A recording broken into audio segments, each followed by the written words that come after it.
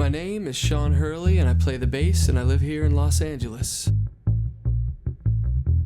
I didn't come from a musical household, so we had like one record player and a couple records, so I kind of had to discover it on my own.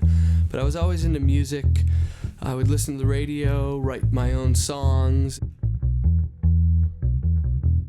I just started listening to everything and, uncovering Led Zeppelin, AC/DC, Rush, everything else on the radio. And then as I got deeper and deeper into playing, I got into the Beatles and, Motown stuff. And then I just started veering off into jazz as I got into Jocko and Miles Davis.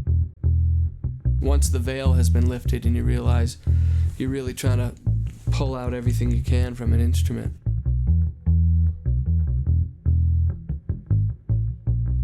I started the bass when I was 11, so by the time I was 13, I was actually looking for an opportunity to play, and we somehow convinced the establishment to let our teen band play. And I remember kind of expecting that a limo would show up for me to get to the gig, but lo and behold, I had to catch a ride with my dad and go up there. I actually probably made $50 that night, so that was when I knew I was on the path of getting paid to play. One of my first professional gigs was playing with Arlo Guthrie when I was 16. I remember, as we're driving down to New York City to play Carnegie Hall, and Pete Seeger was going to be joining us on stage. I remember trying to be present to be able to take it in, and I remember looking around, okay, I'm in Carnegie Hall and I'm playing with legends of folk, and it's actually happening.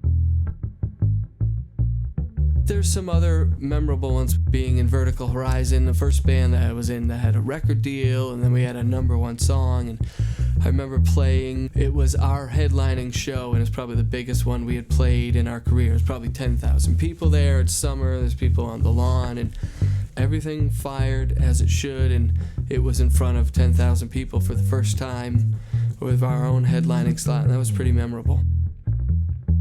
Currently, I'm working with John Mayer. I played on his latest record, Born and Raised.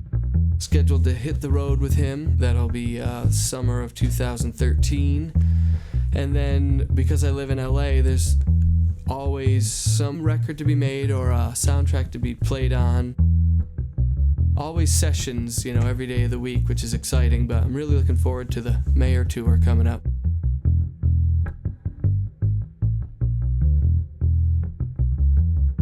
The moment when I actually set out and decided that my vocation would be specifically a bass player, I remember actually pulling my mom aside when I was 13 and say, "Hey, Mom, I'm gonna play bass for a living." And something struck a chord in me that I knew it was what I wanted to do, and that I would have the tenacity to just stay at it despite whatever obstacles might come in the way. Her only comment was, "I thought you wanted to be a veterinarian." But this worked out okay.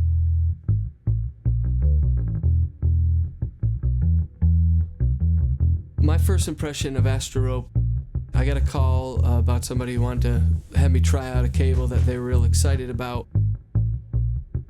So I thought, great, I'll try out a new cable and see if it can beat out what I'm already using and what's getting the job done. So I just plugged in the Asterope. It was actually fatter, thicker, pick the adjective. It just made my bass sound a little louder, a little thicker, a little rounder, which is always a good thing. I'm always looking for bigger, richer tone, and was able to really hear right off the bat. I didn't have to search for it. It was quick and easy, and so I just started using them on all the sessions.